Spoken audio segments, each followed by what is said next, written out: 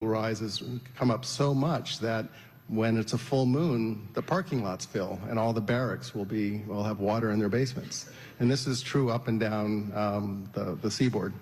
And you expect it to get worse? Oh yeah, it's increasing dramatically. In fact, actually it wasn't last year, it was the year before, 2024. The rate of sea level rise jumped really unexpectedly. We've had some time to investigate why, and it's because the ocean absorbs so much extra heat. Yeah. The ocean literally swells when it warms. And that's actually half the reason that sea level is rising around the planet. It's because the oceans are warming. Interesting.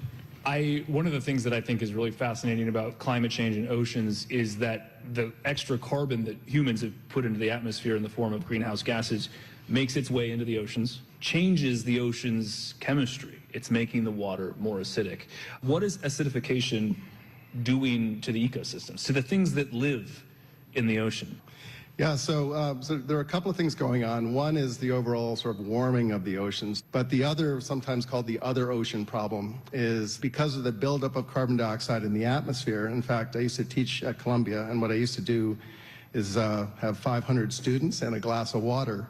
I would have a pH meter in the glass of water, and it would noticeably drop during my lecture because each of you would be metabolizing your lunches or your breakfasts. And this is what's happening to the ocean worldwide. Fascinating. So that ocean acidification, the reason why it matters is that if you're not a human, but you're a clam, or you're a larval fish, or you're some kind of an organism that builds its protection out of calcium carbonate, out of chalk, acid dissolves chalk. Basically, it makes it so these early life forms or early life stages become very vulnerable. Well, okay, so let's this is tough. I mean, it's so easy to veer into sadness. The ocean is so profoundly large that I think there's most likely tremendous capacity in the ocean to help us through some of these problems. Is that correct? Yeah, that is correct. And the ocean is the only thing that has the scale, the scope, that can actually mitigate some of these big challenges we've been talking about. So I'll just give you an example. If you wanted to remove all of the excess carbon that's in the atmosphere today, the whole climate change problem, it's a 1% addition to the ocean's carbon content. What could we do? How do we put that carbon into the ocean safely? Yep. So the key word is safely, and there are two ways to do it.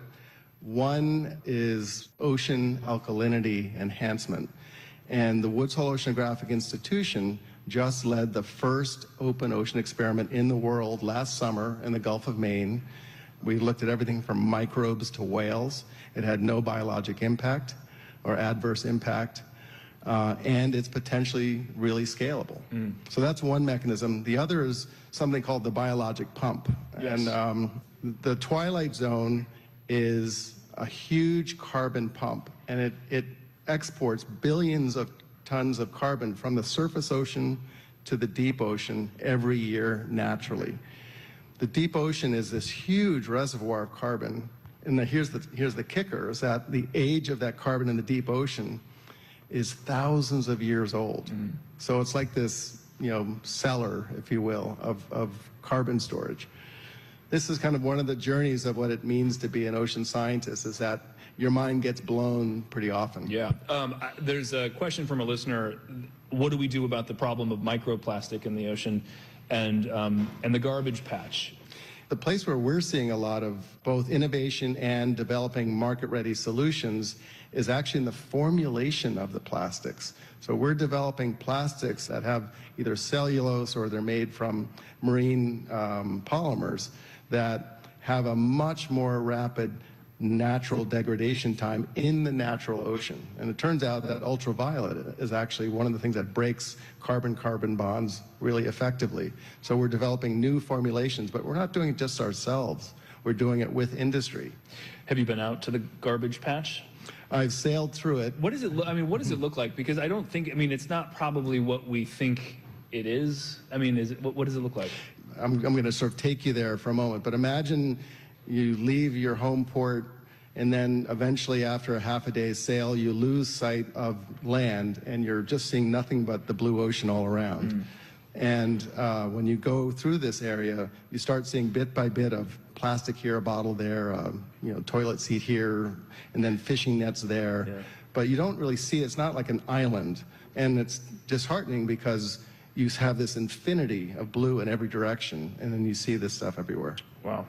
I was speaking with the climate scientist Michael Mann relatively recently. He told me that the greatest risk that we face, all of us, whenever we're talking about climate change, it's no longer denialism. This is the false idea that climate change isn't happening. He says the greatest risk, the biggest problem is doomism. This false idea that it's too late to act. I wonder what your thoughts are on that in the context of the oceans. When you've missed your exit, do you just keep on driving to LA? Or do you take the next exit? And that's how I look at it now. We have missed many opportunities, but that next exit is right there. I would say it's less about being an optimist, but I'm a fighter. This has to be not only a livable planet, but a place where we thrive. That was an excerpt of my conversation with Peter Domenico of the Woods Hole Oceanographic Institution last month during the WBUR Festival in Boston. You're listening to Here and Now.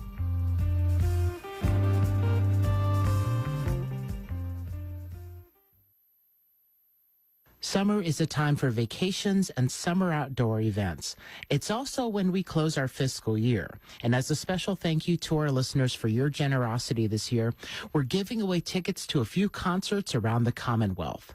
All contributors this month to Radio IQ will be entered into a drawing for your choice of tickets. If you're an ongoing monthly contributor, you're already registered. More information and the donation link can be found on our website, radioiq.org. And thanks. On the next Fresh Air, actor Wendell Pierce. You know him as Bunk in The Wire, and now he's taking on one of Shakespeare's giants, Othello. But it was playing Willie Loman on Broadway that took him somewhere personal, drawing on his own father to build that role. Pierce talks with us about his father and the men he plays. Join us. That's Fresh Air, Monday through Thursday at 2 p.m. on Radio IQ.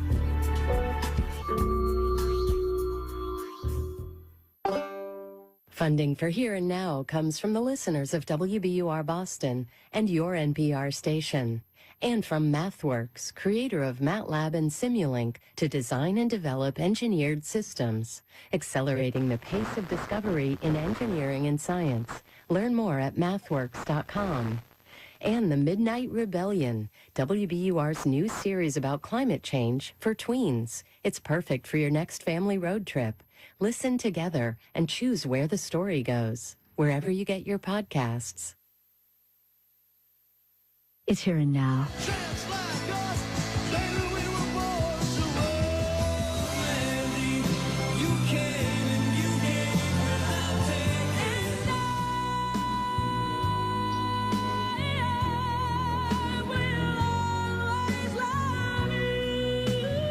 Whitney Houston, Barry Manilow, Bruce Springsteen. Just some of the artists Clive Davis signed and cultivated. The legendary music executive died this week at the age of 94. Jason King is the dean of the USC Thornton School of Music. But Jason, before coming to USC, you led NYU's Clive Davis Institute of Recorded Music. This was something he wanted to start to teach undergraduates about the music industry. And he tapped you to run it. What an honor. A thought about an interaction you had with him. One time, Clive Davis invited me to breakfast at the Four Seasons in New York, and he showed up and he had a big leather bag with him, and he was going to Sony, where he, was chief creative officer. And I remember we would sit and we would talk through all of the songs on the charts, and he was incredibly astute and aware of every single song, its placement, and he could talk about specific songs, the bridge and everything else. But he would go into his bag and he had done all of this research on the songs and he would write everything down. And I was just amazed by the level of detail and precision and that kind of expertise. And that's what he brought to work with him every day. Yeah. So he started his career as a lawyer for Columbia Records. He wasn't a musician.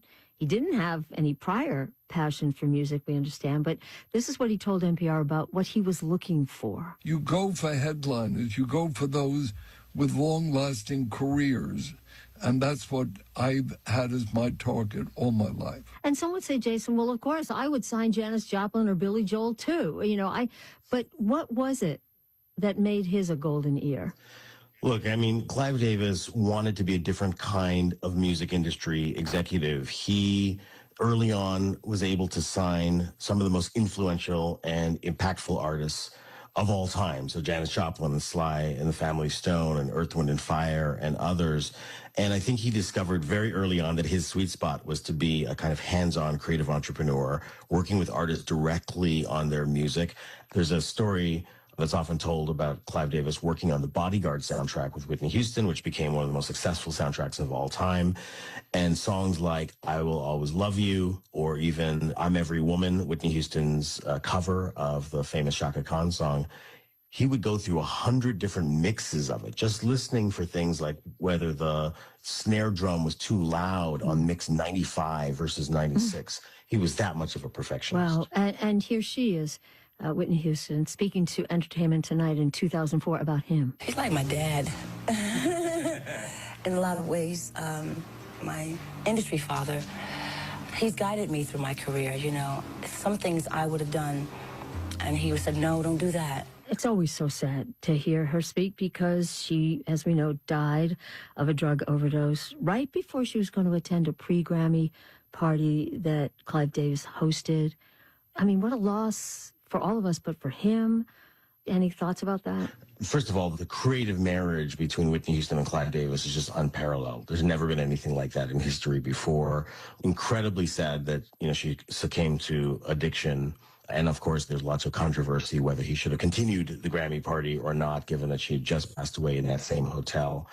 But I think Clive Davis, really loved Whitney Houston. He championed her not just as an artist, but as a human being. And I was kind of a witness to some of that. He fought for her to be heard and for her to have her music heard around the world. Well, we should mention that, his career was already soaring in 1973 when Columbia Records pushed Clive Davis out over allegations that he misused funds and falsified invoices.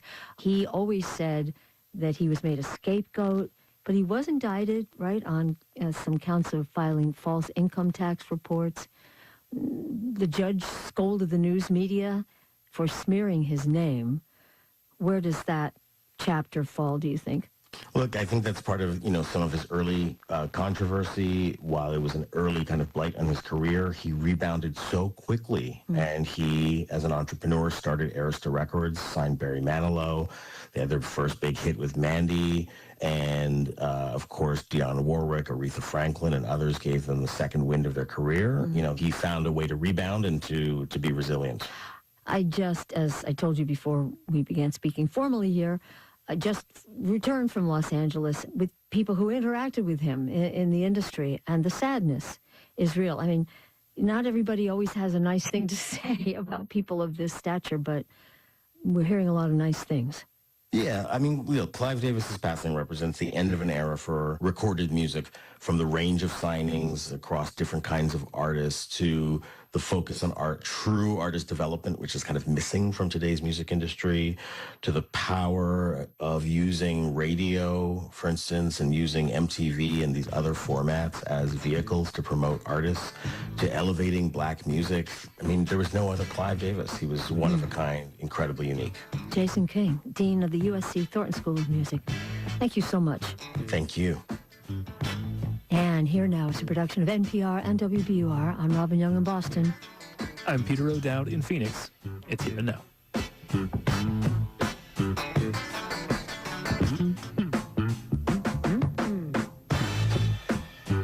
Funding for Here and Now comes from the listeners of WBUR Boston and from the Music Emporium, guitar sellers for more than 55 years, celebrating the enduring presence of music made on the front porch and center stage. You can learn more at themusicemporium.com.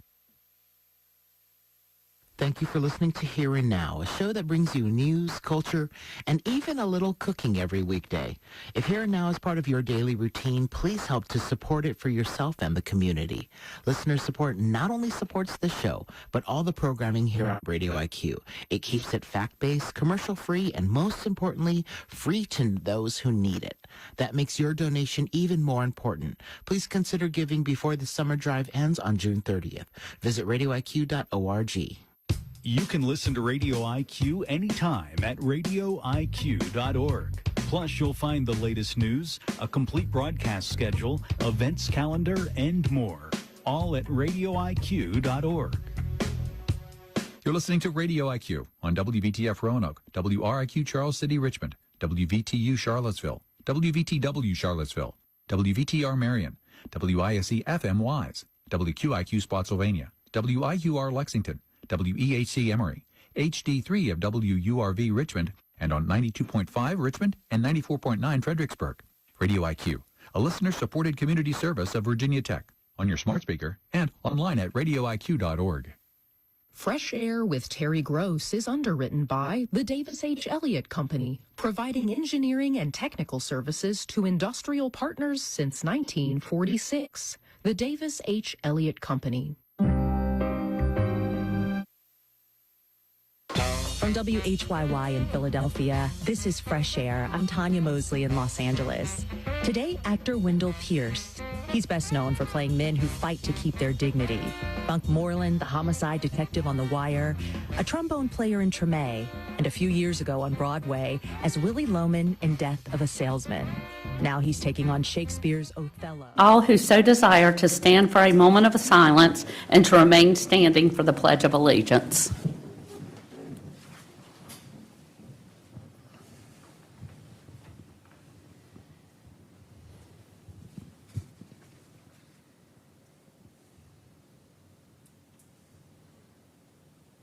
Thank you. I pledge allegiance to the flag of the United States of America and to the republic for which it stands, one nation, under God, indivisible, with liberty and justice for all.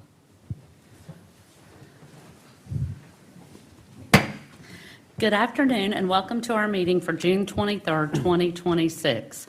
Regular meetings are held on the second and fourth Tuesday at 2 p.m. Public hearings are held at 6 p.m. on the fourth Tuesday of each month. Deviations from this schedule will be announced. The meetings are broadcast live on RVTV Channel 3 and will be rebroadcast on Friday at 7 p.m. and Sunday from 10 a.m. until 5 p.m. Board of Supervisor meetings can also be viewed online through Roanoke County's website at www.roanokecountyva.gov. Individuals who require assistance or special arrangements to participate in or attend Board of Supervisor meetings should contact the clerk to the board at 540-772-2005 at least 48 hours in advance. Please turn all cell phones off or place them on silent. Item A, opening ceremonies. Roll call. Will the clerk please call the roll? Mr. Radford? Here. Mrs. Hooker? Here. Mr. North? Here. Mr. Mahoney? Here. Mrs. Shepherd? Here. Item B, request to postpone, add to, or change the order of the agenda items. Are there any requests to postpone, add to, or change the order of the agenda? Fellow board members? No, ma'am. Mr. Kaywood? No changes, Madam Chair. Mr. Lubeck? No changes, Madam Chair. Okay. Item C, proclamations, resolutions, recognitions, and awards. 1, resolution recognizing Dr. Ken Nicely for his distinguished service to Roanoke County Public Schools and Roanoke County communities. Mr. Nicely, would you like to meet me at the podium?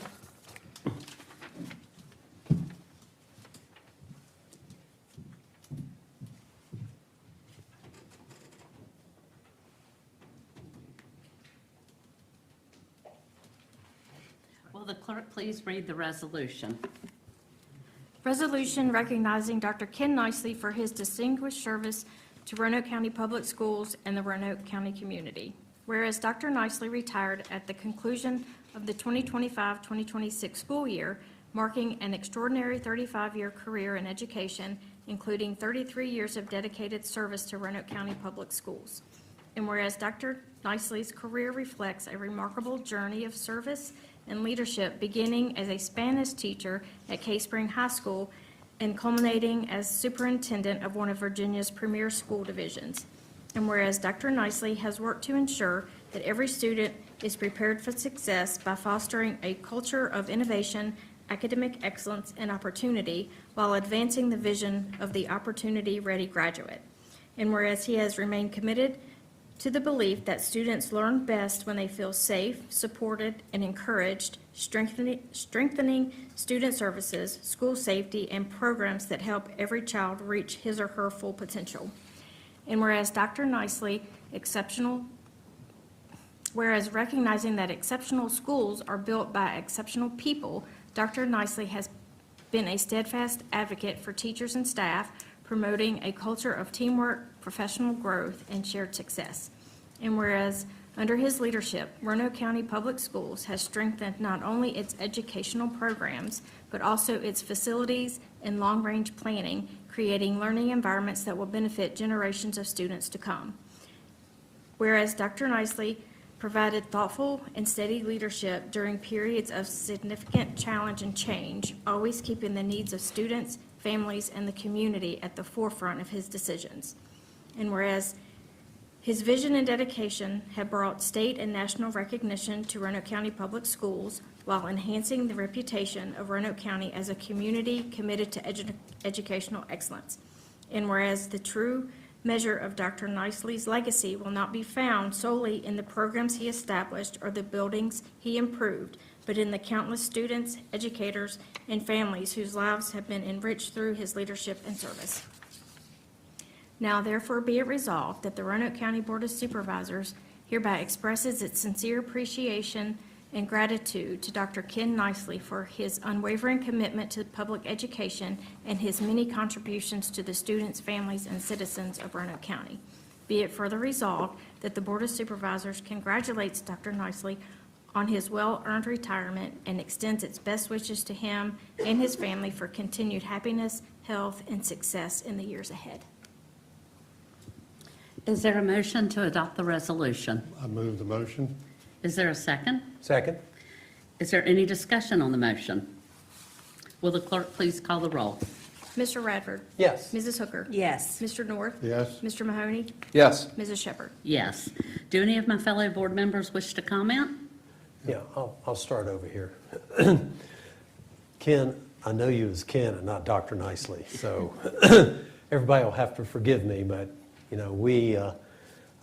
knew you before I knew you were superintendent and a teacher. And so our families grew up together. We went to church together. Our kids are about the same age. And so when the recession hit in 2007, I had to pull my kids out of private school and we went to public school. And one of the nicest faces that I saw that I recognized at Hidden Valley Middle School was Ken Nicely. And that gave Lisa and I, a level of comfort. We know him. He's gonna take care of our kids. And he did. And so, Ken, congratulations. And,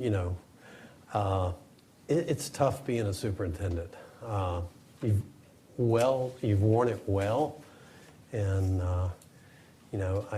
I go out and have some fun, play some pickleball. I'll see you around over at Performance. But great job, and glad you survived. And, here you are standing and able to live and talk about it. But congratulations. Okay.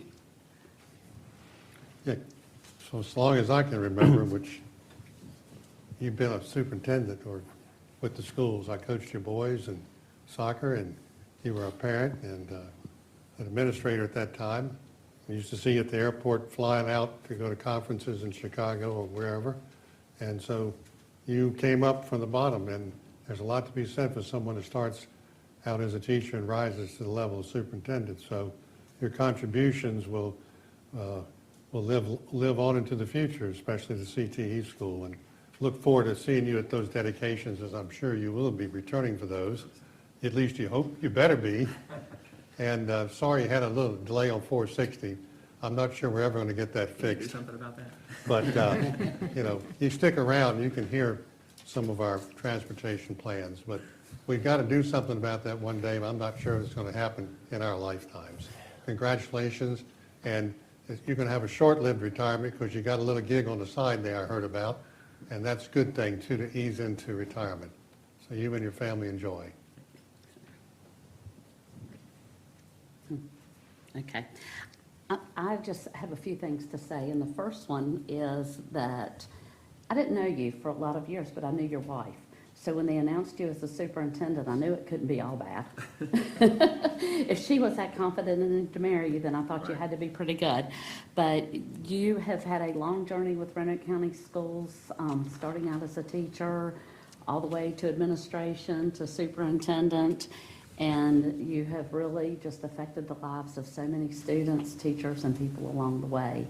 And as speaking for the Board of Supervisors and the citizens of Roanoke County, thank you for your service. You've had a job well done. So if you would like, we want to wish you the very best, but we'd like to also give you a few moments to speak. And then we'd like to do a photo if you don't mind. All right, sounds good. All right. Just briefly, thank you so much to each and every one of you. We've, as I shared with Mr. Kaywood, it's, not about the things that you kind of put on a score sheet in terms of accomplishments. And even though I think that list is pretty long, it's really about all the people along the way that you got to work with. And, none of us do this alone. It's the team that you put together and the people that, entrust you with their students, their children. And just really blessed to have been able to spend really my entire career here in Roanoke County Schools, starting way back in the 1900s, as we say, and made it through. So I think working together, both on the county side, with the Board of Supervisors, the school board, the school district, we've accomplished a lot, and a lot to be proud of in Roanoke County. And I think this is still a beacon on a hill for the state to look, and really. Nationally, a lot of attention in terms of the good things that are happening here. So the credit goes to everybody working together to make that happen, and our team behind it. So thank you very much for this honor. I very much appreciate it. Thank you. David, would you like to join us for a photo? Sure. Okay, come on. Would y'all like to step down? Or up here? You want to do it up here? Whatever y'all are comfortable with.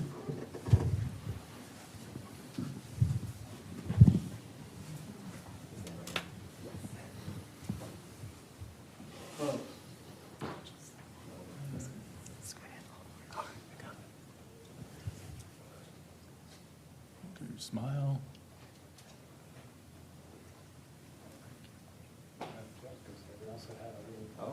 Token of appreciation from the board. Did you share? Thank you. Would you like to join us in the picture, Richard? I wouldn't hike that by myself if I were you. I've done it. It's a great view. Here we go. Excellent. Thank you. It's been a while. Thank you for coming. Thank you, Congratulations to you. See you around, bud. See you around the hood.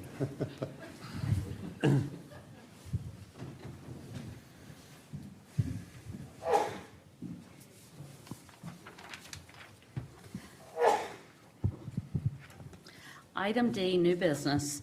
1, resolution supporting the smart scale applications by Roanoke County, the Roanoke Valley Transportation Planning Organization, and Roanoke Valley Allegheny Regional Commission.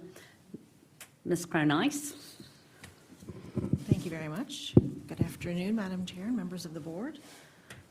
Today we'll talk about proposed smart scale applications, and this presentation follows up from the discussion we had in February at a work session about what we were working on.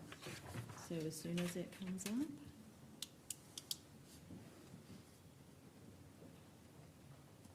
It's thinking. I didn't touch it, I promise.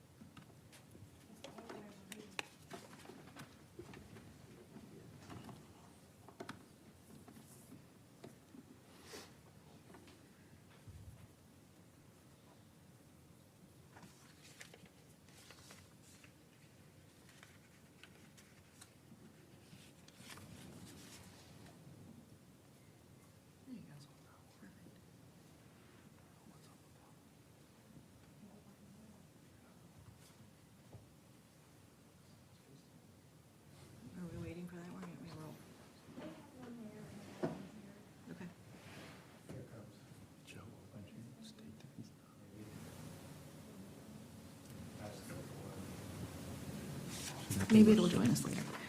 Okay, thank you for your patience.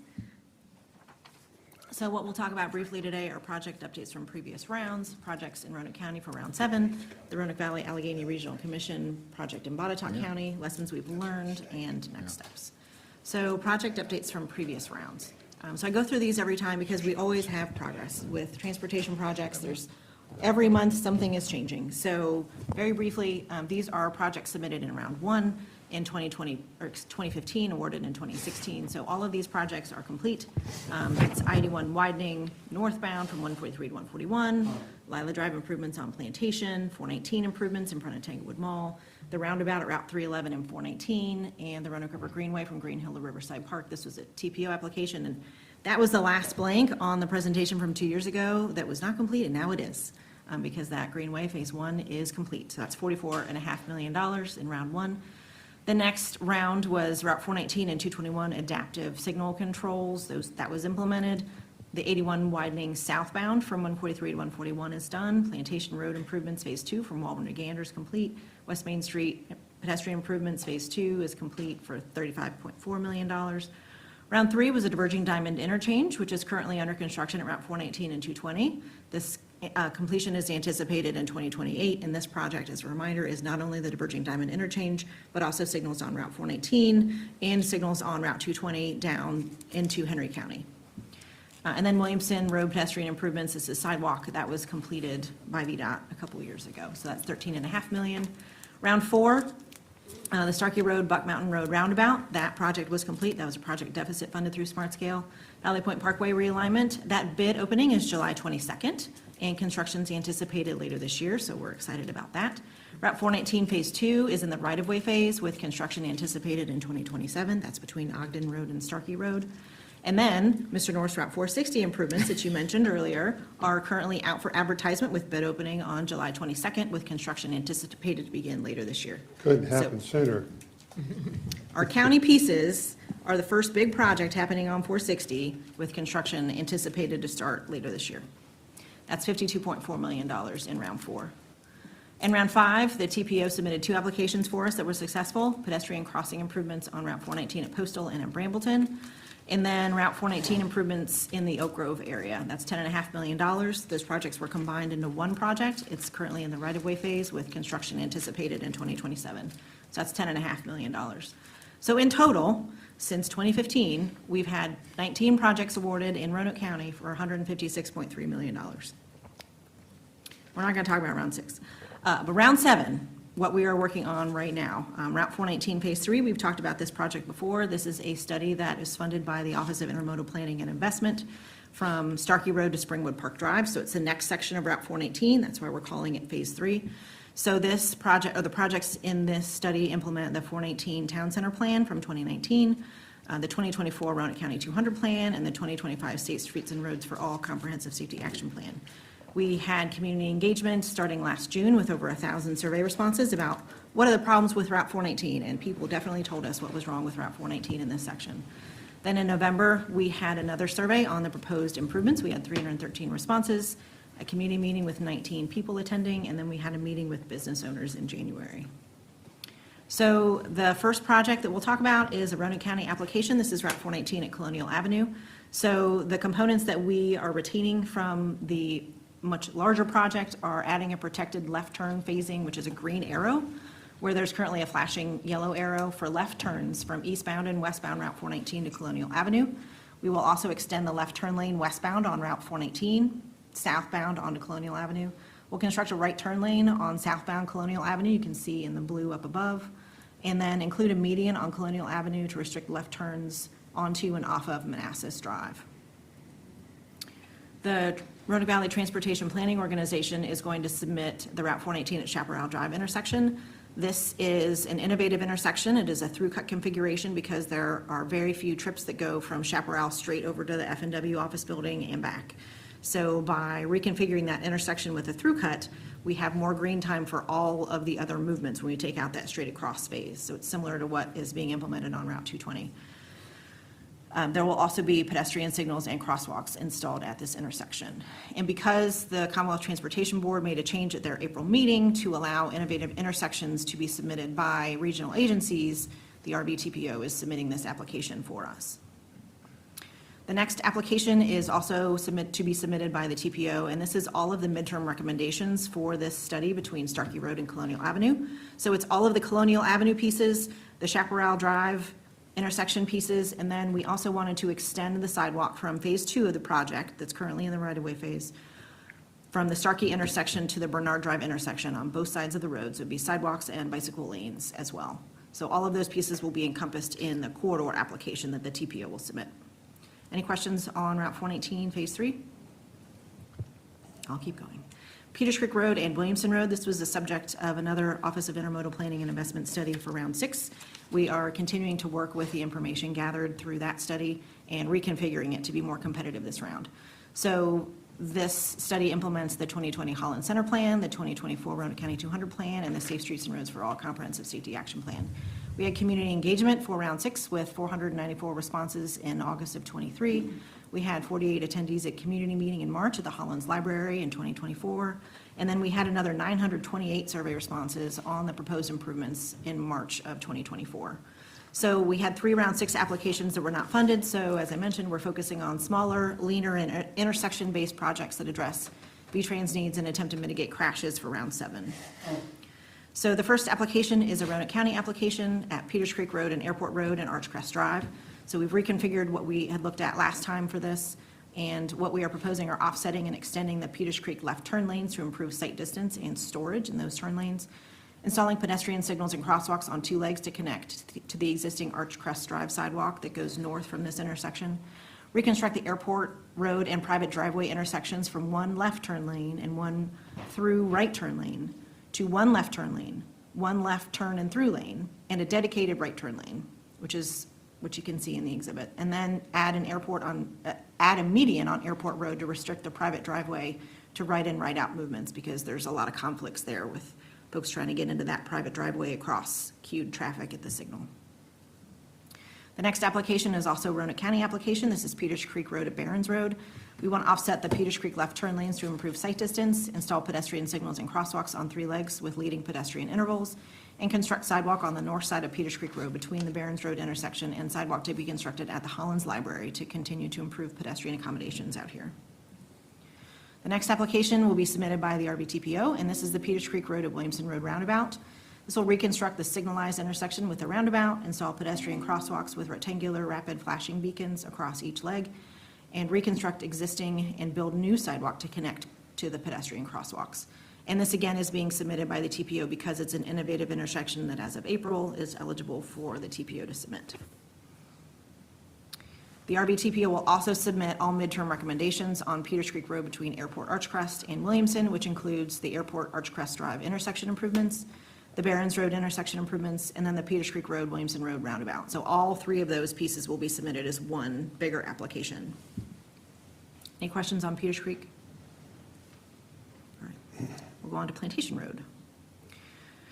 So the Plantation Road Virginia Walkability Action Institute study was conducted between Hirschberger Road and Hollins Road and a little bit broader area. And this project that we're working on for Smart Scale implements the 2024 200 Plan, the Safe Streets and Roads for All Comprehensive Safety Action Plan, and then the 2025 Virginia Walkability Action Institute Action Plan, which was adopted as part of the Roanoke County 200 Plan on May 26 of 2026.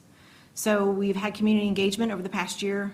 In May of 25, we had 51 survey responses. We had a focus group conducted at Edinburgh Square, which is the apartment complex on Hirschberger Road, that May. And then we had a community meeting in May of 2026 with 15 people, and then we had 44 survey responses. So there are 2 different concepts here, and we have not decided on which concept yet to submit. But this first concept is a restricted crossing U-turn, which is an innovative intersection. The problem that we have at this intersection between Food Lion and Walmart is a significant amount of crashes. It's 5 lanes wide. It's a high speed, it's 40 miles an hour, but people are frequently driving faster. So we're trying to reduce crashes at this intersection and provide a safe way for folks to get between the 2 transit stops that are located on either side of the intersection.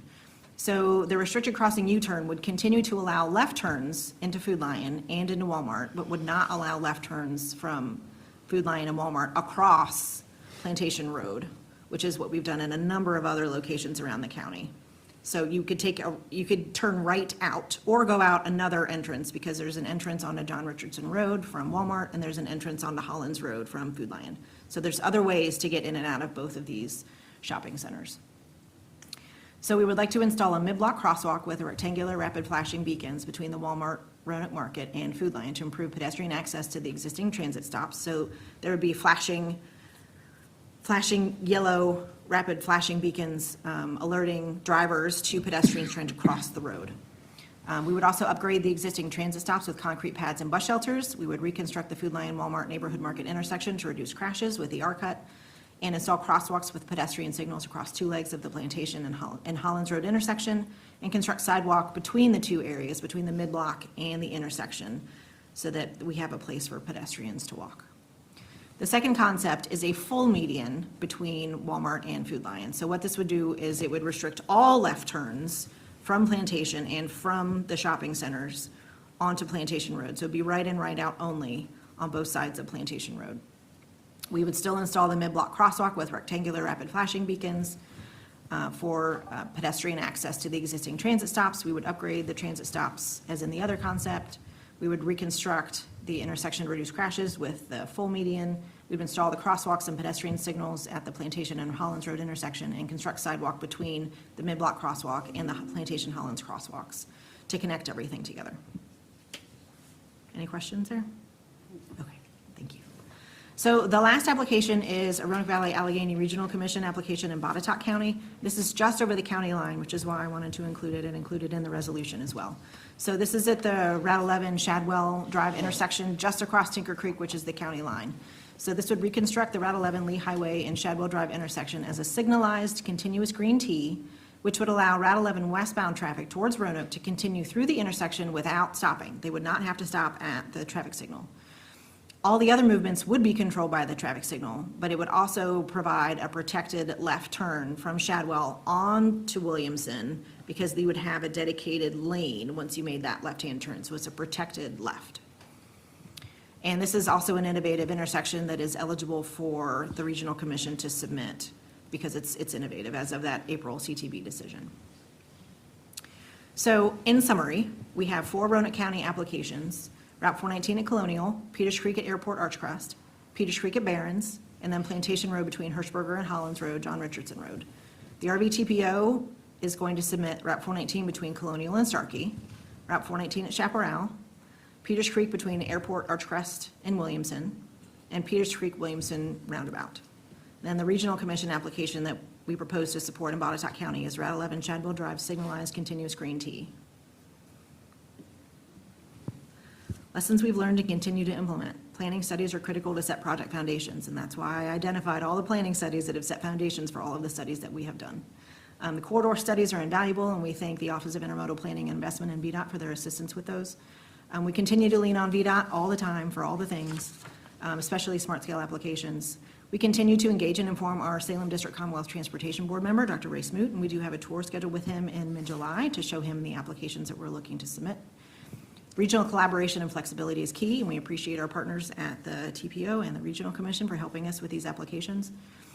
And adapting to constantly changing smart scale requirements is critical to maximize application competitiveness. And that's why in February, we had a lot of question marks about what the CTB was going to do and what our strategy was going to be. So once they made those decisions became clearer for us. So we do the best we can with the information we have, but boy, do things change fast. Our next steps: August 3rd is our application deadline. January of 2027, there'll be recommended funding scenario released to the CTB. And then in June of 2027, the CTB will adopt the 6-year plan. And then awarded funding to be programmed through the 6-year improvement program, generally allowing for preliminary engineering to begin 2 years from award, roughly. Some projects move faster than others. It depends on the project. With that, I'm happy to answer any questions that you might have. Madam Chair. Yeah, Megan, good presentation, very thorough. People can see our successes, but also see what we're seeking in round 7. Just to give people a sense of how long it takes to get some of this done, when I came on the board in 2018, we were talking about the 419-220 intersection out here, and now it's just begun construction, and some people can see it. So what does that take? It took about 7 to 8 years. And some of these projects that we are seeking to get funding for, if we do get the funding, could also take 5 or 6 years. And so simply getting approval or scoring high in smart scale is the first step. I don't think there's any other locality in the Transportation Planning Organization that works harder and closer with the Regional Commission and the TPO than Roanoke County. And I noticed that we have 8 of the 12 potential applications, 4 from each of the entities, and that's huge. So how many will we get funded? Well, we won't know till January, but I will tell you this, if we get 4, we should declare a holiday, because it takes that kind of initiative. And it all depends on what happens in the huge computer at VDOT that spits out the scores and where they draw the cut line. And then between January and May, we have what they call the backroom politics that's been removed in the initial stages, and that's when we work with our CTB member and offer him guidance on what he can help us with in terms of getting the extra funds that might be available for some of these projects around the state. So it's a very in-depth process. It takes 2 years, but it takes you 1.5 years between the 2 years just to, ramp up for the next round. So I just want to thank you for all the work that you do. And I want folks to know that it's a long and winding road after you get the funding for it to be implemented. 460, for example, is going to be disruptive for a while at 220, not far from where you live and I live, Ken. But in the long run, it's going to benefit the fluidity and safety of that area. And I can't wait for the R cuts to be installed first. They could start tomorrow, and I'd be out there applauding, because they're going to save lives and accidents from occurring, even though they may be different patterns that people got to get used to. In the long run, it will help. So thank you for you and your staff for everything you do to make things safer and better in Roanoke County. And for VDOT, who's out here today. Ashley, thank you for your team working closely with our folks as well. Thank you. Just, Megan, this is an excellent report, very informative. I hope our citizens are watching this so they see the level of detail that you and your staff work through. And as Mr. North indicated, some of the successes over the last decade. This is great. As an aside, I would just want to thank Megan, because she provided me some information. A citizen had asked about the diverging diamond work, and right away Monday morning, Megan provided me the information so I could forward that to the citizens. So thank you. This is great. I hope we get. Be wonderful if we won on all of them. I know, I'm dreaming. Yeah. Well, nothing's impossible, but we'll just wait and see. Let's just say that. We'll wait and see. We are doing everything we can to We got maximize nothing our last chances. time. We got nothing in round 6. 0. 4 planning districts got nothing in the whole Commonwealth. For high priority program funding, yes. So anyway, if we get half of them, we'll be very happy. Yeah. Megan, I just want to acknowledge you and your staff. Those hours and those years it takes, you go before the community. You're working at night, you go to the meeting places, you throw up the charts, we do surveys, you fill out stuff. So so you're getting input from the community, and through surveys, through hands-on walkthrough, or we've got a workshop, and you do it throughout all the districts, whichever ones it has impact. So there's a lot of footwork and time going into it, and we appreciate that. And you lead it well.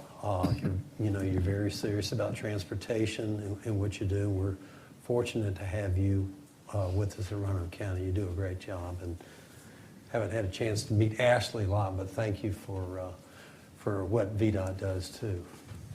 Thank you.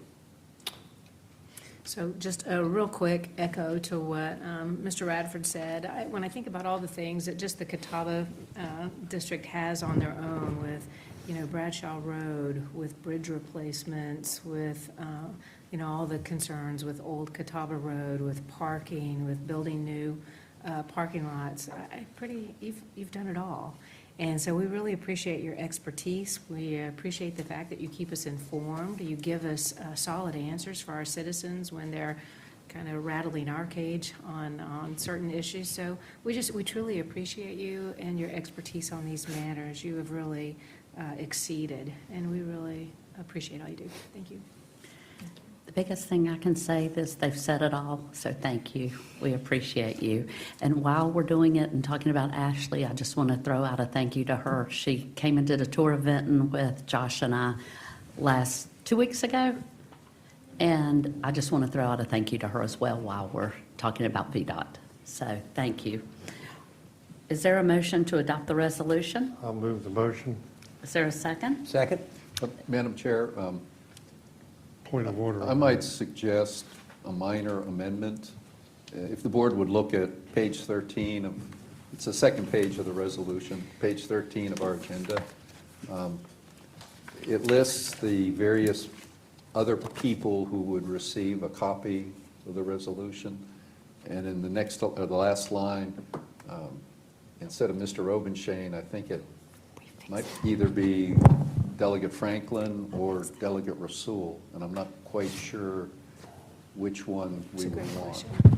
Mr. Mahoney, Christine brought that to our attention, and Rhonda and I changed it, so the published version today does show a Delegate Lily Franklin. Great, thank you. Thank you very much. It was my oversight. Thank you. Is there a second? Second? Okay. Is there any discussion on the motion other than that? No? Will the clerk please call the roll? Mr. Radford? Yes. Mrs. Hooker? Yes. Mr. North? Yes. Mr. Mahoney? Yes. Mrs. Shepherd? Yes. Item 2, resolution supporting the design and limited access control changes for the Interstate 81 widening project from exit 128 to 137, Catawba Magisterial District. Ms. Cronice? Thank you very much. So this is quite a different topic, but also VDOT related for sure. This is the Interstate 81 overview and widening project between exit 128 and 137. So this is an overview map from VDOT that shows all of Interstate 81 within the Roanoke Valley into the New River Valley. So you can see in red or orange, this is construction that's currently underway, coming from the north at exit 150 to 143. That section is currently under construction, and we'll talk about more of those details in a moment. The next section down is 143 to 141. We talked about with Smart Scale. It was funded through Smart Scale in 2 different rounds. It's currently 6 lanes wide. From 141 to 137, that is currently under construction and wrapping up this summer. And then the next section in gray is the section that we will talk about a good bit about between 128 and 137 that is funded and moving towards construction. The next piece is Christiansburg Mountain, so the southbound lanes have been widened to 3 lanes, but coming down the mountain, which is northbound, that is funded for construction, and that's a little bit future, but still a massive project. So first, to talk briefly about 141 to 143, these are the auxiliary lanes funded through Smart Scale. The board approved resolution of support for the first Smart Scale application in September of 2015, and the second one in September of 2016 for the partner project for the southbound auxiliary lane. So both of these projects were funded and designed together, constructed by Branch, and completed in 2022. In 2018, the Commonwealth Transportation Board approved the I-81 Corridor Improvement Plan, and the General Assembly in 2019 adopted legislation creating the Interstate 81 Corridor Improvement Fund to fund the Corridor Improvement Plan. So the map underneath is from October of 2019, which is the first iteration of that plan, and several projects in the Salem District were included in it, including widening for most of Interstate 81 between Christiansburg at exit 118 and Troutville at exit 150, with the exception of the piece between 137 and 128 southbound. So for Interstate 81, 137 to 141 at Route 418, both northbound and southbound, that's currently under construction. VDOT started preliminary engineering in mid-2020. In February of 2021, a virtual public hearing was held on the project during COVID. In December of 2021, the board adopted a resolution supporting the design and limited access control changes for that project. In February of 2022, Archer Western began construction, and this summer construction is anticipated to be complete. For exit 143 to 150, widening, both northbound and southbound. In early 2021, VDOT started preliminary engineering. In September of 2023, a public hearing was held on the project. In July of 24, the CTB awarded the design-build contract for the project to Branch Civil. Construction began in 2025. In August of last year, the board adopted a resolution supporting the design and limited access control changes. In January, a partner dust meeting was held at Lower Botetourt High School on the project, and the project should be complete in summer of 2031. So I wanted to go into a little more depth about this. We've had some great meetings with VDOT and the contractor to talk about this project, which is very impactful to Roanoke County, and wanted to specifically talk about what these improvements include and what's coming next. So in both counties, a third travel lane will be built in both directions. 8 bridges will be replaced over crossing routes. The project will also improve vertical clearance under the Plantation Road Bridge. The exit 150 ramps will be modified by realigning and removing the southbound I-81 movements. There'll be interchange lighting installed at exits 143, 146, and 150 to improve safety. There'll be concrete barrier walls installed in narrow median areas, and there'll be about 1.6 miles of sound barrier walls along the northbound side to mitigate interstate noise impacts. And then there will also be a replacement of existing concrete pavement with asphalt between exits 146 and 150. What to expect next in Roanoke County: all shoulders are being strengthened and temporarily widened right now. Traffic is shifting to the right shoulders for work to take place in the median, and temporary lanes on the southbound left shoulder are being constructed north of Plantation Road for a temporary northbound traffic shift in 2028. So the northbound lanes will move so that the contractors can work on that section of the road outside of traffic. The Plantation Bridge will be repaired and the Bellhaven Road bridges will be replaced. Reminders: the speed limit is 60 miles an hour throughout this corridor. Virginia State Police is using automated speed enforcement in the work zone. Watch message boards for up-to-date alerts on delays and closures. And when a crash occurs, follow pink detour signs for incident detours, and VDOT will modify timing at all 12 signals along the detour route, which includes Peters Creek Road, Plantation Road, and Williamson Road, Route 11. And then check the VDOT 511 mobile app or dial 511 for traffic updates. So back to 137 to 128, which is Wildwood Road to Ironto. In early 2023, VDOT started the preliminary engineering phase for northbound widening. In December of 2023, the CTB supported a CIP amendment to add the southbound widening to the project. This was a really big deal that really didn't get a whole lot of attention, but it was very important that that funding was moved around to save $70 million to be able to construct both of these pieces from 128 to 137 at the same time, northbound and southbound. November of 2025, VDOT held a design public hearing at Glenver Elementary. In April of 2026, the CTB awarded the design build contract to Triton Construction for mile marker 133.8 to 137. And in spring of 2027, construction activities are anticipated to begin between 133.8 and 137. So this project has been broken into 3 separate pieces, even though you'll take action on all 3 today as 128 to 137, but they've been broken up for construction purposes. So in late 2027 to 2028, construction activities are anticipated to begin for the second 2 phases between mile marker 131 and 133.8 and between exit 128 and mile marker 131. In summary, this is all of the Interstate 81 projects combined that touch Roanoke County. It does not include the Christiansburg Mountain piece. And with the timelines and the cost for each, and the cost has gone up since I talked to you last year, and now we're at $1.834 billion to widen Interstate 81 through the Roanoke Valley. So the request today is, VDOT has requested that the Roanoke County Board of Supervisors, Montgomery County Board of Supervisors, and the Salem City Council approve resolutions to support the design and limited access control changes for the I-81 project between exit 128 at Ironto and exit 137 at Wildwood Road. So in Roanoke County, that design includes constructing 1 additional lane in both directions within the median, interstate bridge reconstruction at Dow Hollow Road, Glenver Heights Boulevard, Fort Lewis Church Road, Allegheny Drive, Bud Hollow Road, and Texas Hollow Road. Inclusion of stormwater management infrastructure and potential sound walls where warranted.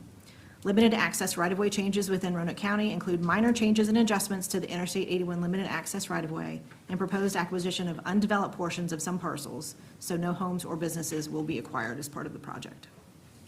With that, I'll be happy to answer any questions you might have. I have several. So this is a really exciting time. This is something that's been sorely needed, and I think especially during the construction time period, Mr. North and I are probably mostly impacted by the accidents and the construction that goes on, and a lot of the traffic that ends up coming through our districts because of those accidents and construction issues.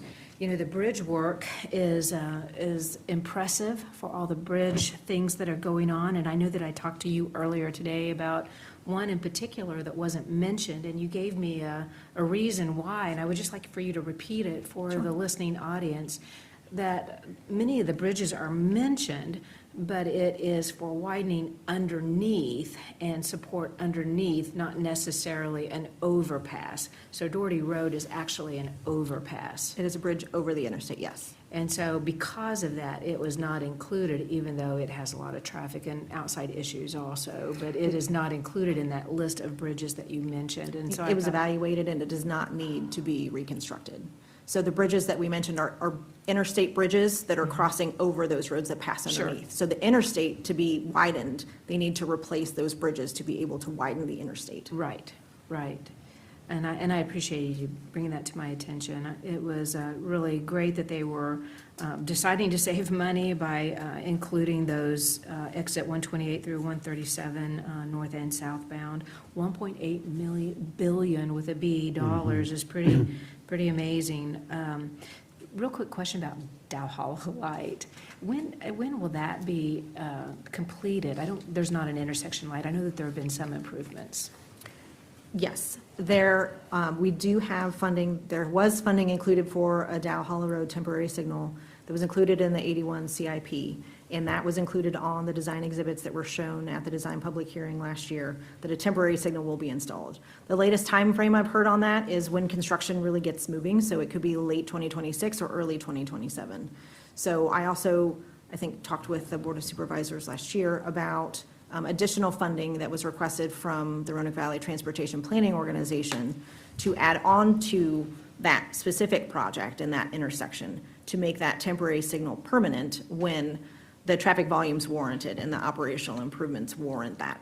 And then it would also be coupled with a signal at the Fallbrook Drive intersection at West Main Street. And those two signals would be three-phase, and they would operate together as one traffic signal.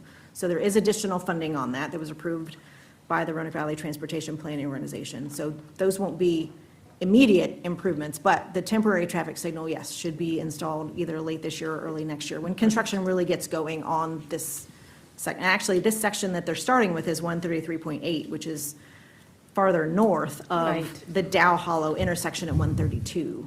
Right. So, but VDOT wants that in place for when detours are needed so that it can help control the traffic that's coming off of the interstate during construction and potential issues. Once again, we appreciate all your work. I don't know if there's any other questions for Ms. Cronice, but if there's not, I'm willing to make a motion. I commented. Okay. I serve on the 81 Commission. It meets several times a year and reports to the General Assembly.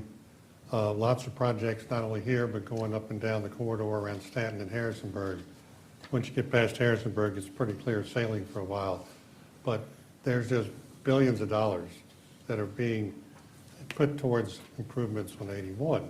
And I understand in the budget bill, which just got signed yesterday, or is sent to the governor for signature, there's some mention of expediting some of the work along the 81 corridor, more than likely outside of the Roanoke region area, because to be honest with you, we've gotten a lot of help on getting our roads, our corridors here and exits done, in large part because of the strong relationship that the Transportation Committee has with VDOT and with representation by Delegate Austin, who's vice chair of the 81 Commission. And so if it hadn't been for that advocacy, in addition to Dr. Smoot, we may not be as far along as some of the other parts of the corridor. And so this will take years to accomplish, but it'll benefit everybody, even though the pain is going to be great, especially during times when accidents shift traffic over to Route 11 through Salem, Catawba, but also Highlands District. So I want to thank you for that update, and I hope that things do get expedited along the 81 corridor for everyone's benefit.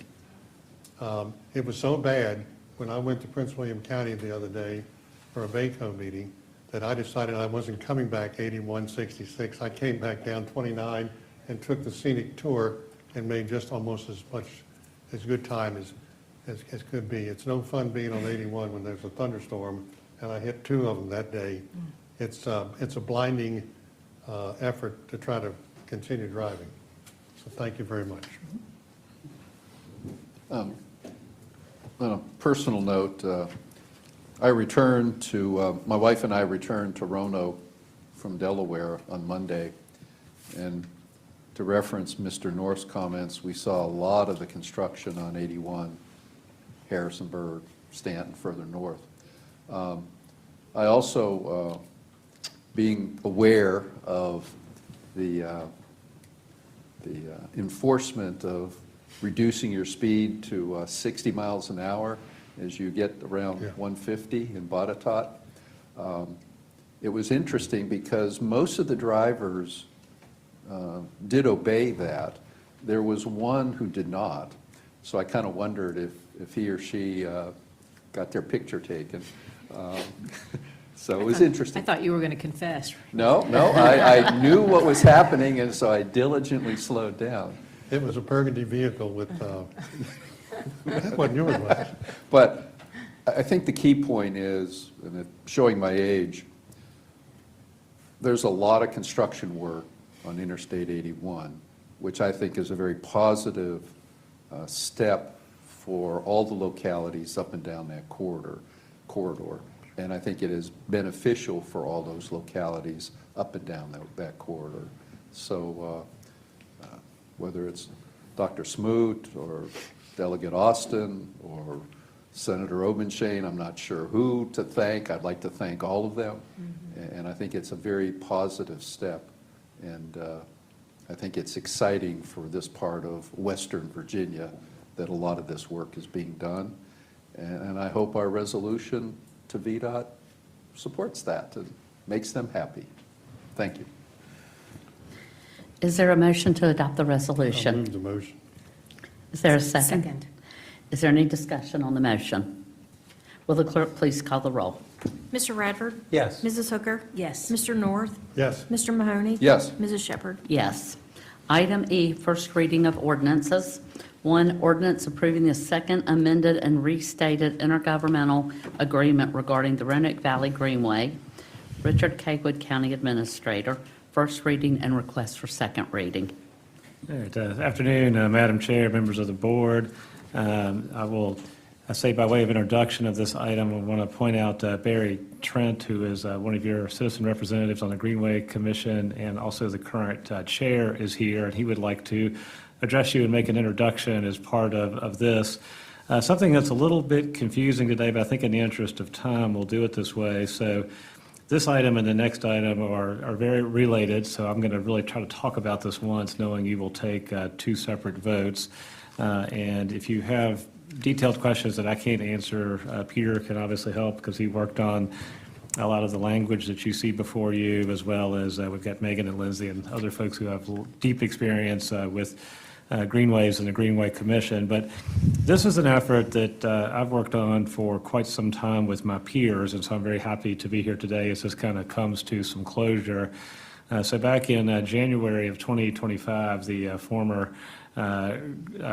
Greenway coordinator resigned his post, and I started a conversation with my peers, the peer locality managers of the Greenway Commission, and talked about the current arrangement at that time and what I thought were some of the challenges with it. So just by way of background, we had served as the I guess office space and sort of mothership for this role for a number of years.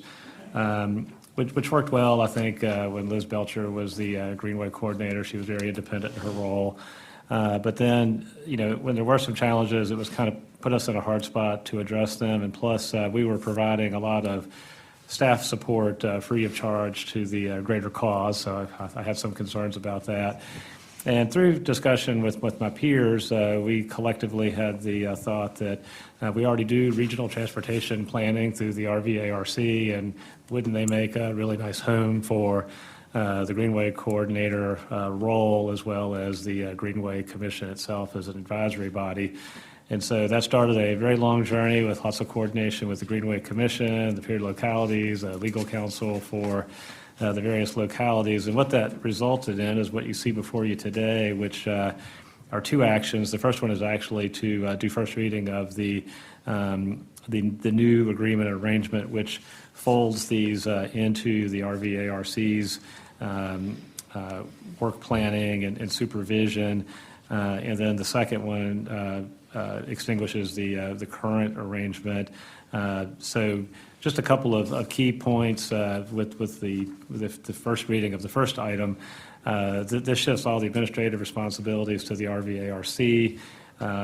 While they certainly will have an individual that is kind of the lead, it also allows them to use their entire team as they see fit to conduct that role of regional greenway planning.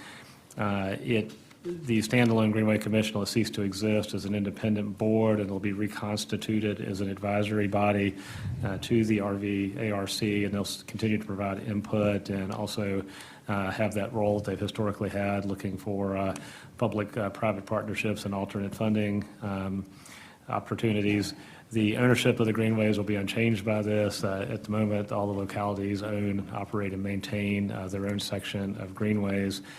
And then the participating localities, from our perspective, this will simply be an additional charge that we will send to the RVARC, as opposed to, again, a separate funding stream that used to go to the Greenway Commission. So this will repeal and replace the current 2016 agreement. And again, we can go into as much detail as you like on the details of that. Unlike most things that we bring to your attention, this will actually save us money. So the last full fiscal year of the Greenway Coordinator role under the old arrangement, we were spending a little over $48,000 a year. 2 fiscal years later, so for the FY 27 budget, we are budgeting just under $43,000 for the same work. So you've got 2 years or 2 cycles of inflation. This is costing us a little bit less, and that includes the cost of the fiscal agent services and all the other things, because again, this is an efficiency, because Jeremy was already doing all those things with the RVARC to start with. So his marginal cost to have one more employee is much less than having a single standalone employee.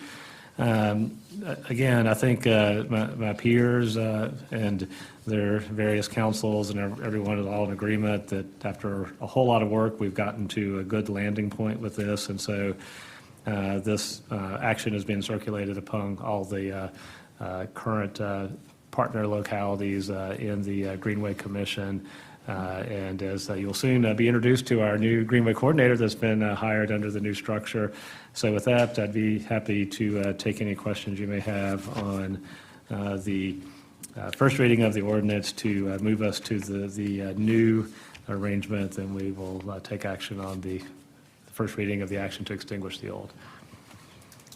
Just a comment.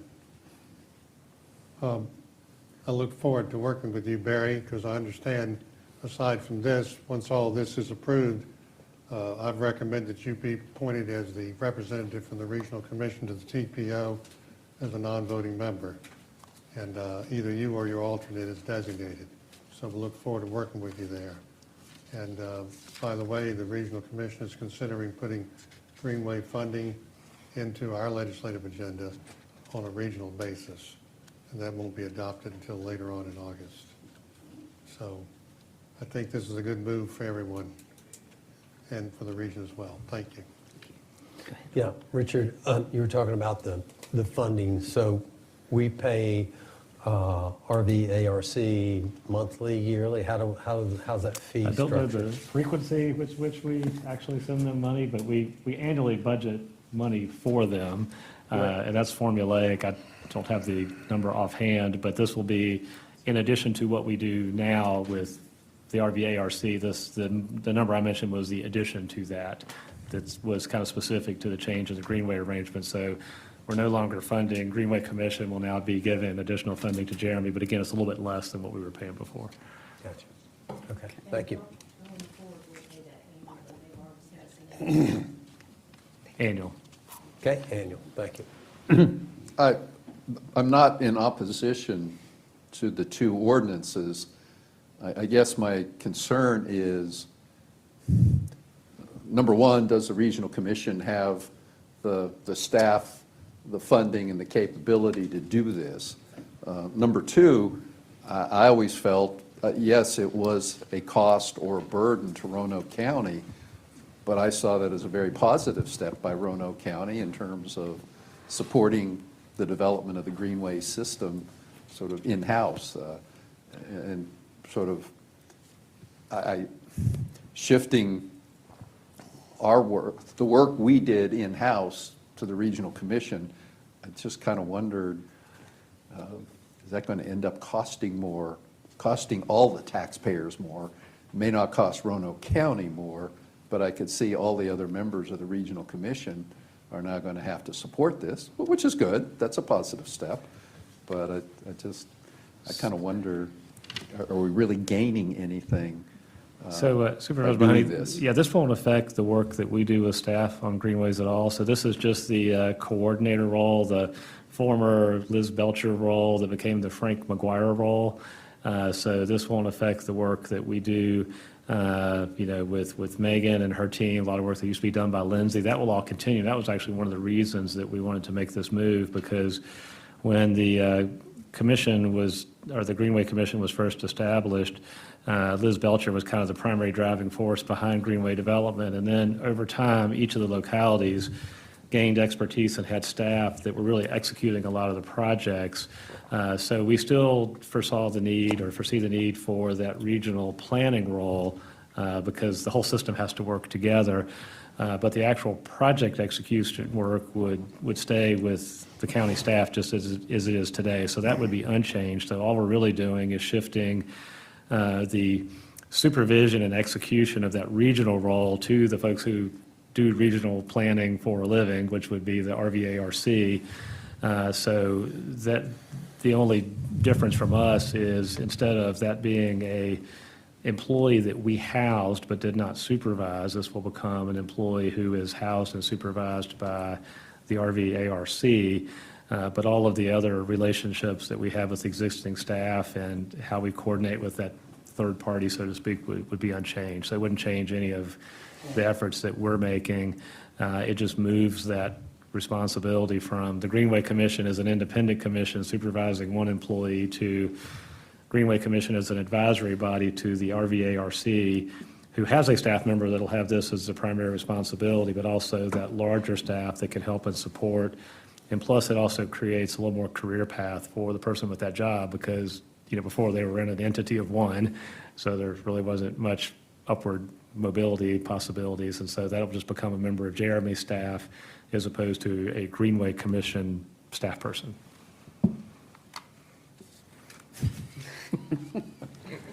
Okay. Is there a motion to approve the first reading of the ordinance and to schedule the second reading for July 14th, 2026? I'll move that motion. Is there a second? Second. Is there any discussion on the motion? Will the clerk please call the roll? Mr. Radford? Yes. Mrs. Hooker? Yes. Mr. North? Yes. Mr. Mahoney? I guess yes. Mrs. Shepherd? Yes. Item 2, ordinance repealing the amended and restated intergovernmental agreement establishing the Roanoke Valley Greenway Commission. Richard K. Wood, County Administrator, first reading and request for second reading. I was going to joke to say more words to make it more clear, but I'm not sure if that will help. But for all the same reasons you just voted for the previous first reading, we would recommend the second, because these go hand in hand. The one before you now extinguishes the current intergovernmental agreement that established the Greenway Commission, because it's being replaced by what you just considered. Are there any questions for Mr. K. Wood? Well, I wanted to hear Paul repeat it all again. Mr. Mahoney? Just kidding. Okay. Is there a motion to approve the first reading of the ordinance and to schedule the second reading for July 14th, 2026? Rearranging deck chairs. Just a comment before the motion.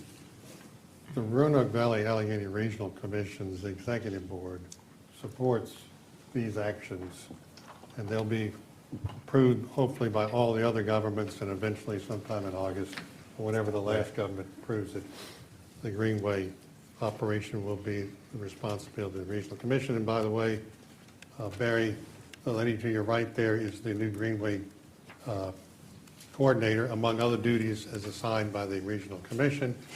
She comes to us from Carbondale, Illinois, where she was successful there in her endeavors, and she'll be successful in the regional commission too. I want to see her get some money for the East River Greenway and all the other greenways if she can. By working through the TPO and Smart Scale, maybe we can get a few dollars. So, you have anything you'd like to say? Yeah, I was going to do that at the end, but you can come on up. If Oh, you'd sure, like come to on up, get on TV and tell address us the all board about and your the introduction. position. Sure. Do we need to finish with the motion? We will in just a Yeah. minute. Go ahead. Madam Chair, members of the board, as you are reviewing these ordinance changes, I just wanted to come and take an opportunity to thank you all in Roanoke County for their continued support of the Greenway system. As you know, the Greenway Commission was formed in 1997. The very first Greenway in the valley was at Garce Mill Park in Roanoke County. And you all have continued to support this whole movement in a very admirable way. Currently, Isaac Henry and Lindsay Webb are members of your staff that represent Roanoke County on the board. And Megan Cronice continues to be a valuable support. And as we've gone through this transition, I just want to publicly thank Mr. Richard K. Wood for his help and his patience through this transition. It has been a year-long process. And at times we felt like we were pulling teeth maybe, but we're excited about where we've ended up. As a citizen rep for Roanoke County and currently serving as the chair of the Greenway Commission, I'm excited about this new organizational structure. I do think it will bring more staff into, or more support, I should say, into this, into our regional commission or into our Greenway Commission. And one of the big goals of the Greenway Commission is just to help come alongside each of our 5 localities who are all doing, I think, wonderful things in the Greenway movement. I also just want to publicly thank Jeremy Holmes, the Executive Director of the Regional Commission, for his support. He has been kind of leading the charge with us and helping us to navigate this, this transition and this structural change. Mr. Northey kind of stole my thunder, but I was going to officially introduce Molly, our new Greenway Coordinator, who is part of, she's an employee of the Regional Commission. She is and I have to think about this sometimes, her title is Regional Planner 3, Recreation and Greenway Coordinator. And she does come to us highly qualified from the city of Carbondale, Illinois. Mm-hmm. She's been on the job since April 7th. And I can't tell you how excited we are to have her in Roanoke and are looking forward to seeing her and supporting her in this role. Molly, anything you'd like to share? Thank you. Yes. Good afternoon, members of the board and Chairman Shepard. Yeah, very nice to meet you. As Mr. Trent said, Molly Maxwell, Regional Recreation Planner 3 and Greenways Coordinator for the Roanoke Valley Allegheny Regional Commission. As they've also stated in the past, I am new to this role and new to this region, and I just can't overstate how amazed I am by the regional effort and asset that the Greenway system is. It's just truly unique, and especially all of the work that Roanoke County has put into your greenways are just like very creative use of funding and design, and just amazing. So very happy to be here. Thank you also for the support that you've given over the years to the Greenway Commission and the Greenways themselves, and happy to answer any questions you might have for me. Don't really have any questions. I just wanted to say welcome. I mean, the Thanks so Greenways much. are loved in our area, and so we really appreciate your role and look forward to exciting new things happening. So welcome, Molly. Thanks so much. Appreciate it. Welcome. I have a good friend of mine who's a local attorney, and in his office, he has, I think, a map or a picture from the 1920s that depicts how a greenway system would be placed in the Roanoke Valley. Oh, cool. I would love to see that. And so my point is, greenways are a big deal. I'm sure you discovered as you came here. And I think each of the jurisdictions in the valley have strongly supported the Greenway Initiative. And welcome, and I hope you help us reach a point where we can finally complete it. Thank you. I'll just want to add one comment here before Mr. Bradford makes the motion. You know, relationships with local, state delegates and Commonwealth Transportation Board members are priceless. When the town of Fincastle can get $2.8 million for a historical museum, when the 220 corridor can get $90 million. And these are but just two examples. It's possible that one day we can get some funds too, whether it's through a smart scale process or a gratis donation by an influential member of the General Assembly who can get it into the Budget Committee, and Senator Lucas and Delegate Torian of the Budget Committees support it. So that's how things get done in Richmond. It's based on relationships many times. And so with that said, that's the challenge here. Build those relationships and you can be successful. Thank you, Mr. North, Chair Shepherd, for recognizing. Molly, welcome. I'm on the TPO with Mr. North and running Allegheny Regional Commission also. Heavy user of the Greenway, personally, me and my wife. Observation that I've noted.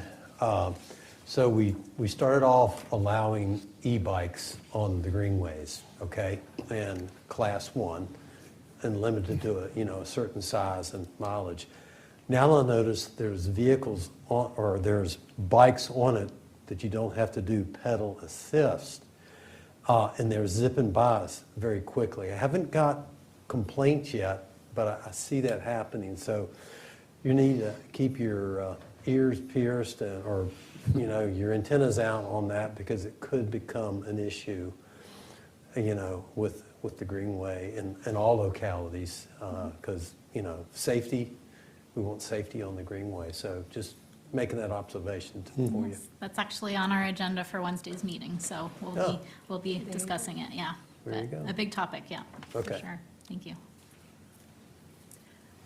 Well, welcome to Roanoke. Thanks so much. I hope you enjoy your new home and location and your new job. So Very much so, yeah. it's nice meeting you. Nice to meet you too. Thank you.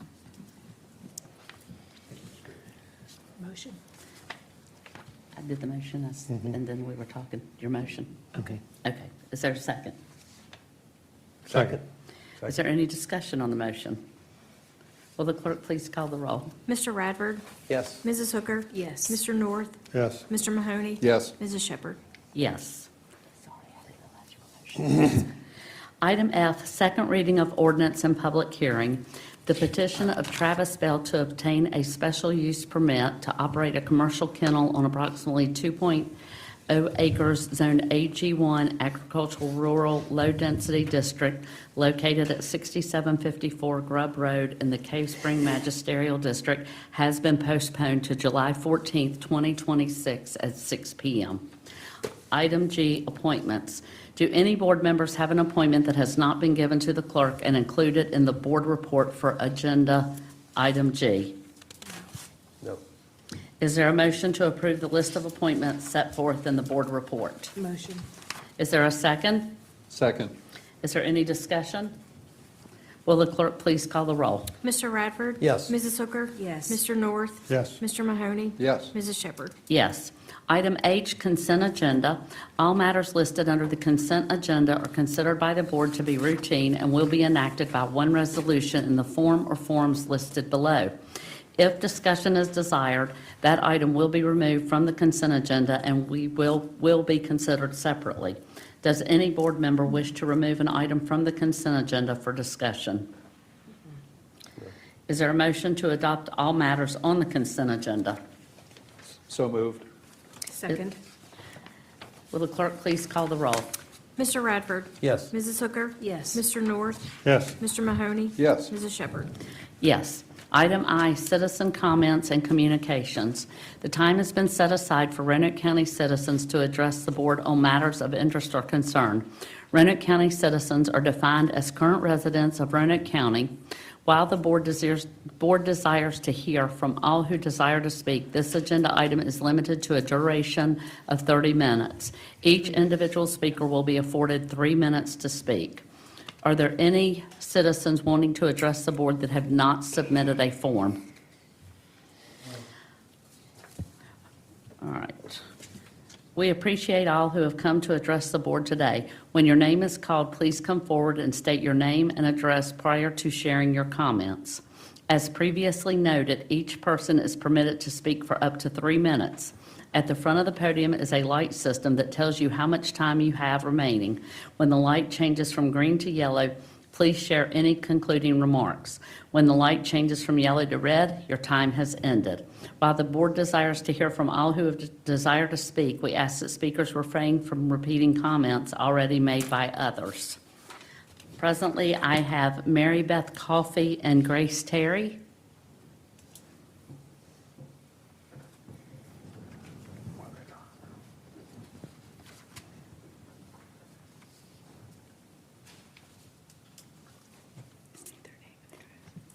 If you could please state your name and address for the record.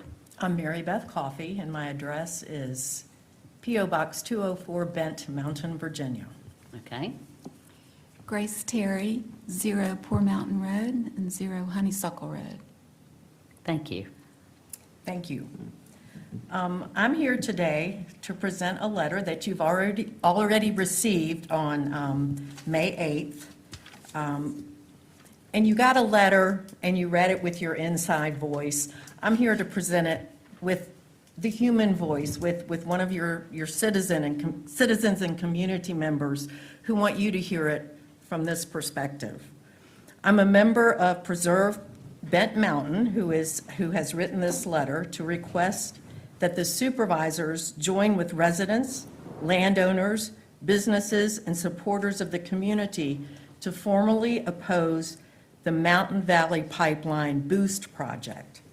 This project involves building a new compressor station named the Swan in Montgomery County, located less than a mile from its boundaries with Roanoke County.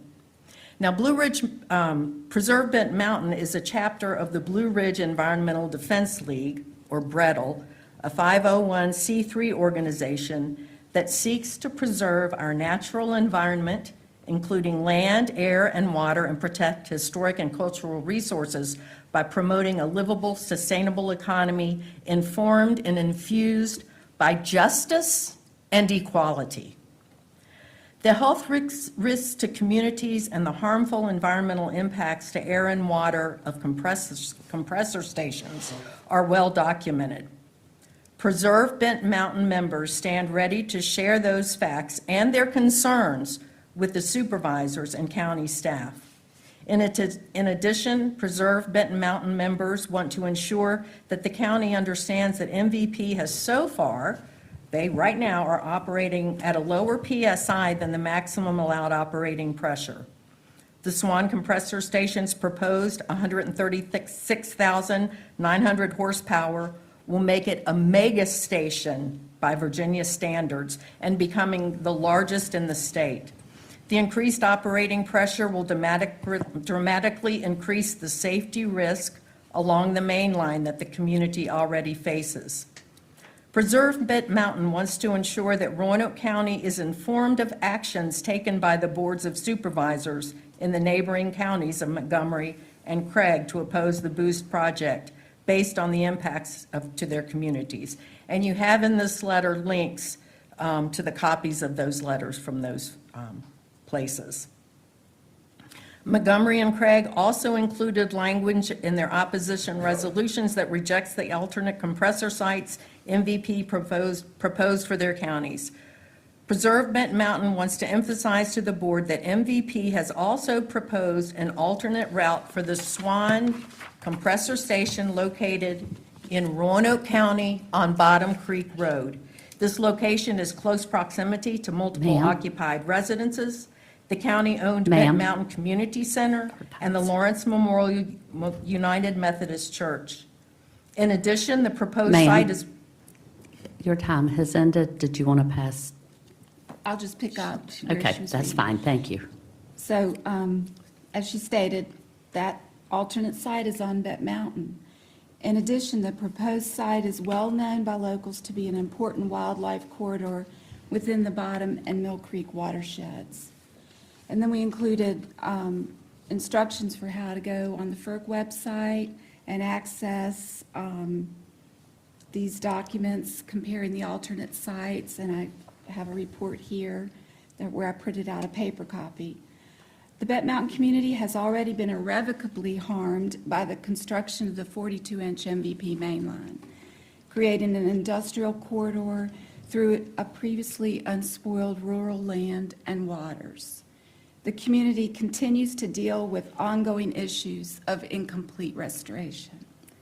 Preserve Bet Mountain hereby formally request that the Roanoke County Board of Supervisors take similar action as Montgomery and Craig County boards by adopting a resolution to oppose the MVP Boost Project's compressor station. Our community organization thanks you for your attention to this letter.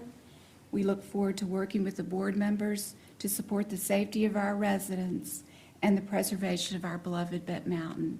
And this letter was signed respectfully by Bruce Coffey, a spokesperson for Preserve Bet Mountain. Thank you. Thank you. Appreciate it. Thank you for your time. Thank you. Thank you. Item J, reports. Is there a motion to receive and file the reports that have been included with the agenda under item A? So moved. Is there a second? Second. Is there any discussion on the motion? Just briefly, Ms. Gearhart, I know I'm catching you, I should have sent an email to you earlier. Under J3, where we have the budgeted and actual revenues, and I know that's through May, so that's, almost the whole year. Are there any numbers there that worry you, or does everything look good?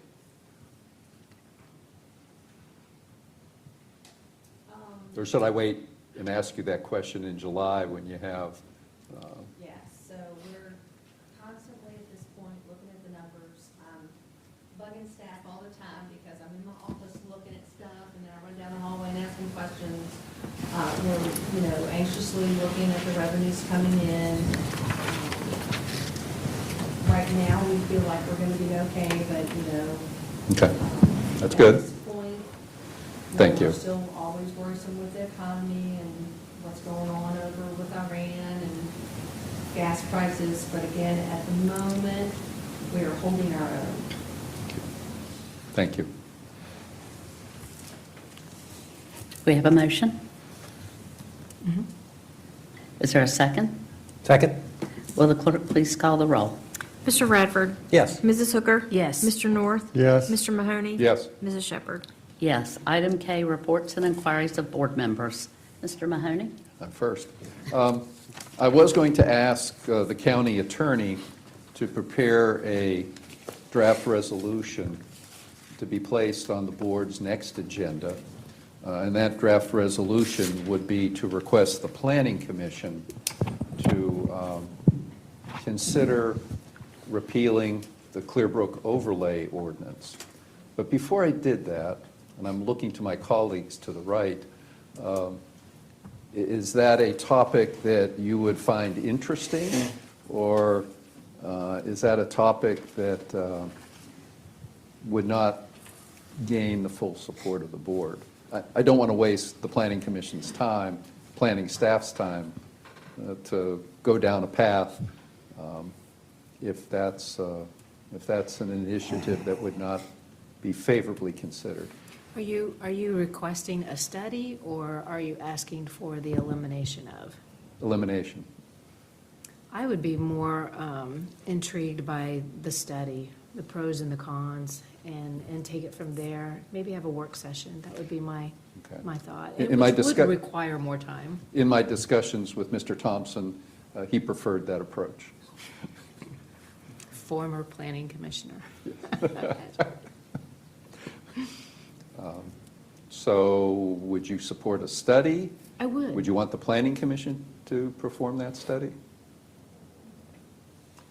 I think it seems reasonable that they could look for evidence for the pros and cons of, has it been effective? Has it completed? Has it given us the desired results? And I think then our decision would be much clearer for a yay or nay, but especially for some people on our board who have not been on the Planning Commission and don't know the entire dream or vision for that area, it would be very helpful.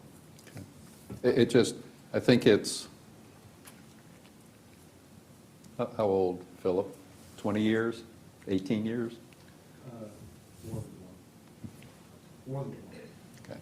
Okay.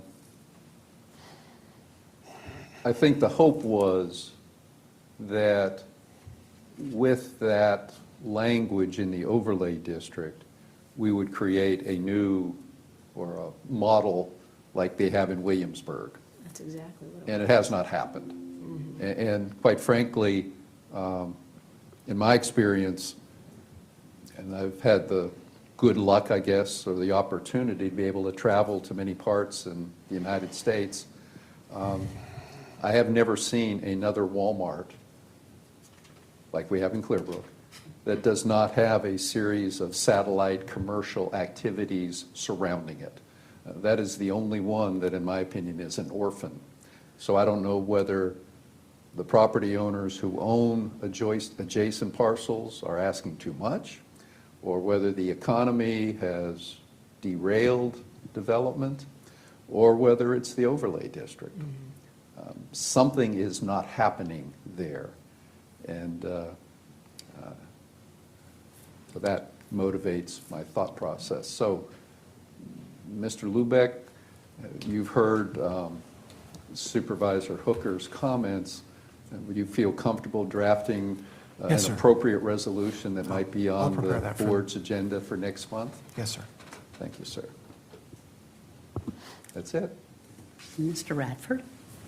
Yeah, I want to thank Ms. Coffey, Ms. Terry for coming up here and reading that letter. We did all receive it, and we all read it with our own mind. And we responded through our administrator back to that letter. Of course, they probably don't like the results of what we said, so I am going to meet with them next Tuesday up at Benton Mountain Community Center. We're going to talk about it and see where it goes from there. Second item, everybody's heard about the World Cup and everything that's going on with that, and I'm just amazed. We've had the World Cup in the U.S. before, but I'm a big soccer fan. I've played soccer, I've refereed soccer, but the world's reaction to the U.S. has been phenomenal. If you're listening to anything on social media, regular news, all the people that are in Texas love Buc-ee's. People in New York, New Jersey love ranch dressing. And there's a couple other communities that have where you can upsize your meals, and they really like that too. So we're getting a lot of success, and we're seeing a lot of good games. It's the first time that every game is broadcast, and the playing field is much larger. So it's 48 teams. Usually it's been a lot smaller. So we're seeing these smaller, different countries come in and be very competitive against these well-known, dominant soccer countries. And even U.S. Has done well this cycle, by getting out of the group play with 2 wins already, which is phenomenal. So we'll see that continue to be successful. I just like how one group of people in our country poo-poo us, and then the foreigners come over here and say, "No, this is a great country. We love it." So each his own, and that's all I have, Madam Chair. Mr. Moore? Thank you. Yeah, on June the 4th, I attended along with staff the Highlands Court and Meadowlark Village HOA meetings on R3 zoning in the Highlands District. And if I'm not correct, Mr. Kaywood, can you give me an update on the R3 request that we discussed? Has that gone to the community department downstairs for review? I think that would be something that if the, the board as a whole desired us to initiate that effort, I believe the current update is Doug/Mr. Thompson, we're going to follow up with what we would perceive to be a timeline and cost, so we can send that to the board, and you all can decide what action you would like to take with that. Okay, and that, is it motion? Is that the wheels in motion on that? Or do you need a vote up here today? I think if the board wanted to go down that road, the recommendation would be if, and again, just to frame this up a little bit, if the majority of the board would like to task the Planning Commission with examining R3 throughout the county, where it is its continuation appropriate? I know that one board member had expressed the thought they'd like to look at all residential zoning, which would be a broader task.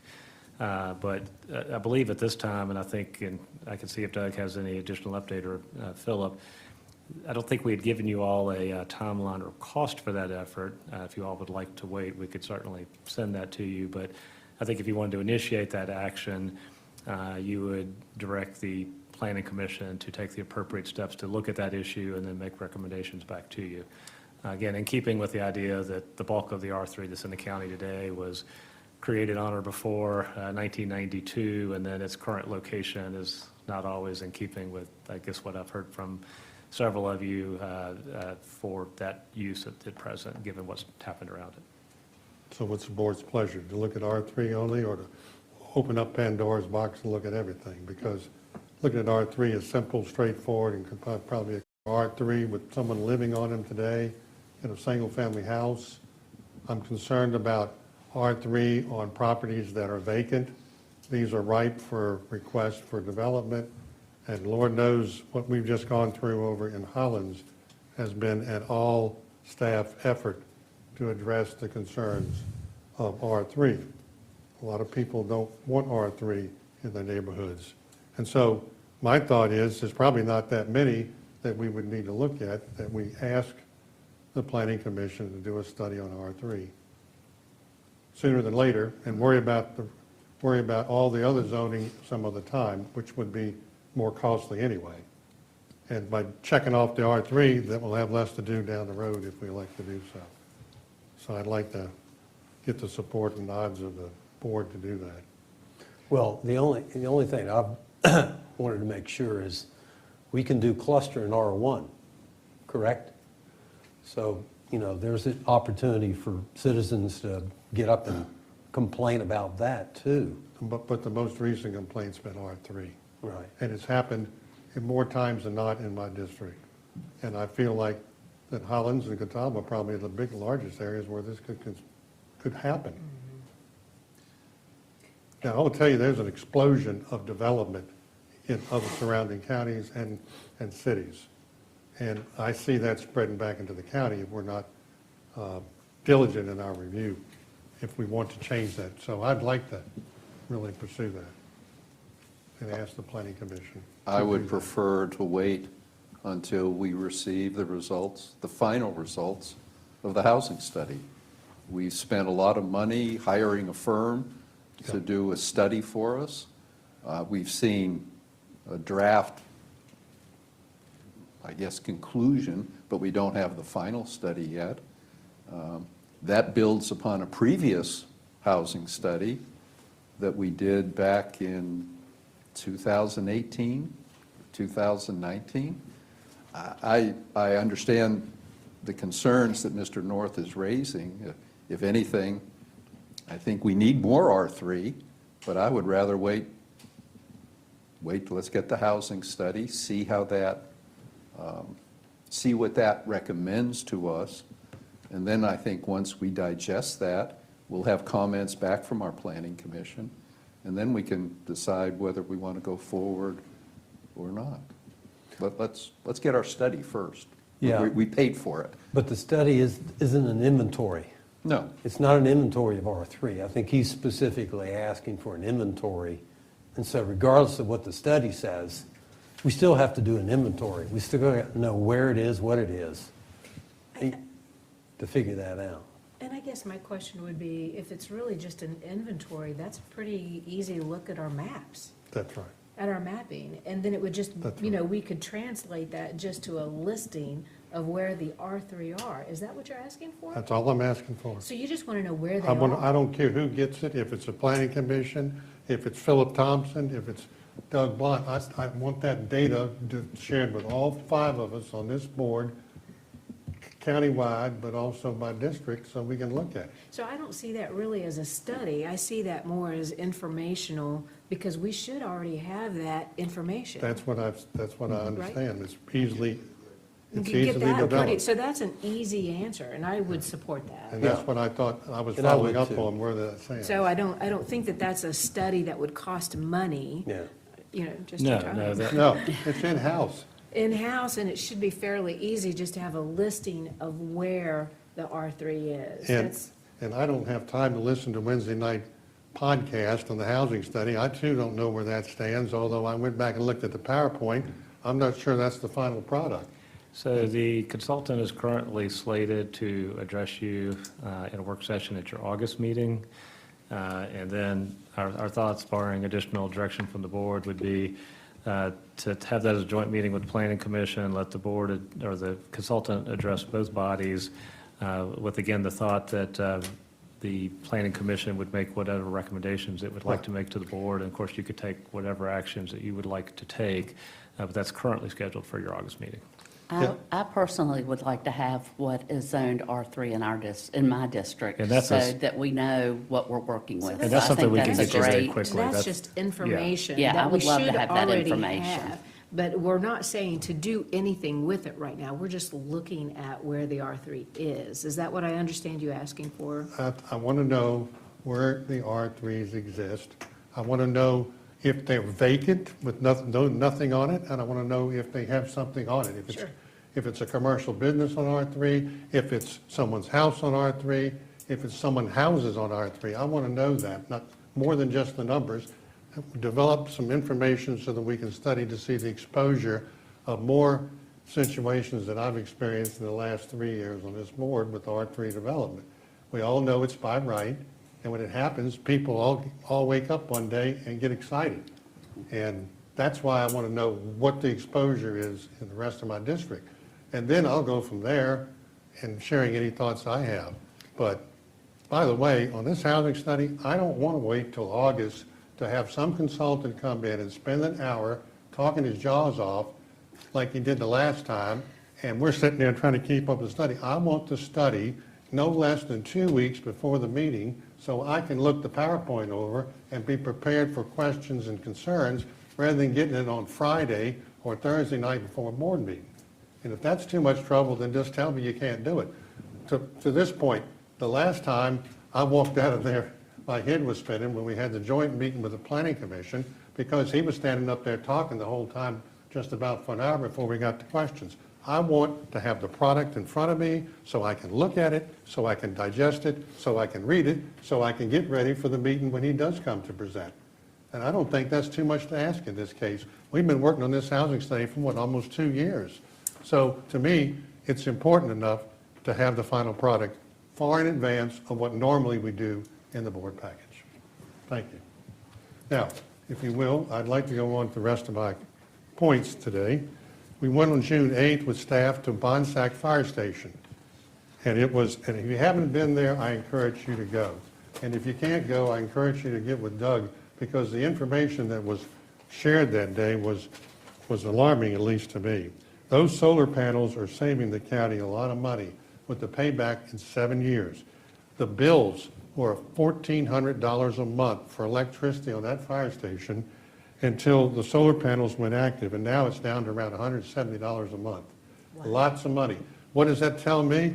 This isn't rocket science. This needs to happen on any and every building we possibly can do so if it's economically feasible in the future. Not only us, if I see the schools are doing the same thing over possibly at the CTE Center. So I want to applaud staff for working on that. The solar panels have a 25-year warranty. They're paid back in 7 years. And there's a good data sheet that was shared that day of the meeting.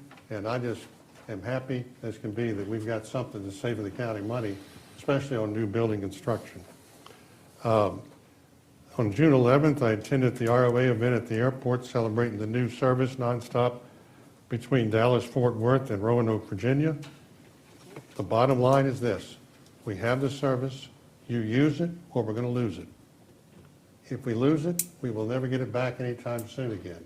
So I encourage people to fly ROA to Dallas-Fort Worth round trip. It will help sustain that service in the future and help us get other nonstop airlines to serve this valley. Thank you very much. Ms. Hooker. I just have a couple of things, Madam Chair. The first one is, back June 5th, it's been a while since we've had a chance to talk about it, we had the Hello Summer event, and I just want to applaud Parks and Recreation for all their hard work. What a great event. My goodness, we appreciate Alan and all your team. It was fantastic. There was a great gathering there. Do we know what our final attendance was, Alan? Any ideas, estimates? So over 10, is that what I heard? Just under. Just under 10,000. I mean, it was fabulous. Between the food trucks, the displays, everything. I left a little bit early, and I don't think I saw the best part, and I was wowed. So just heads up for next year. It's kid-friendly, it's free, and so it's just really a great event, and thank you for all your work, Alan and team. And then the second thing is on, let's see, June 15th, we had the USA Cycling Maps reveal, and Mr. Radford was there and gave a really eloquent speech leading into all the greatness, all things Explore Park. So it was also a really fun event, and thanks much to Landon for all his work with Visit Virginia's Blue Ridge and all the others. I just wanted one quick shout out, because I don't think we've really emphasized this enough, but about a month, maybe even 6 weeks ago, I want everyone to know that our chair, our humble chair here, she was voted the official winner, real estate agent, best realtor by the Roanoke magazine. It's a big deal. Yeah. And so we applaud you, Tammy. Thank That's you. exciting. You're very welcome, and that's all. Thank you, Martha. I appreciate that. That was a very big honor that I was shocked to learn that I had won, and actually didn't even know that I had been nominated until halfway through the voting process. So it was an honor, but thank It's a you. big deal. So I just, You won another election, didn't you? that was a very nice honor, too.